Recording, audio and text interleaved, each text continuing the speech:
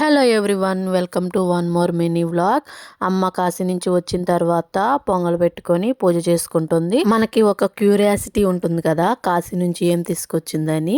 మా నాన్న అప్పుడే వెతకడం స్టార్ట్ చేశాడు. కాశీ మాత్రమే కాదు, ట్రిప్ కి అయోధ్య కూడా వెళ్ళారు. నాకు అయోధ్య చూడాలని ఉంది, కానీ ఇప్పుడు వెళ్ళలేను.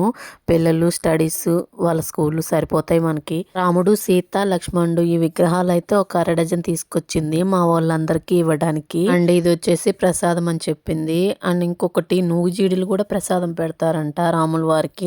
నేను ఫస్ట్ టైం చూస్తున్నాను. ఫస్ట్ తిందాం అనుకున్నాను, డౌట్ వచ్చి అడిగాను, ప్రసాదం అని చెప్పింది. ఇంకా టచ్ చేయలేదు.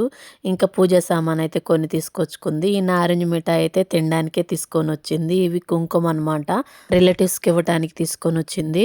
ఇంకా మహర్షి గాడు నారింజ మిఠాయి ఎదురుగా కూర్చున్నాడు. ఆల్రెడీ నోట్లో ఒకటి నాంతంది. తాత మనవలిద్దరు ఎదురెదురుగా కూర్చొని చూడండి ఎలా తింటున్నారు.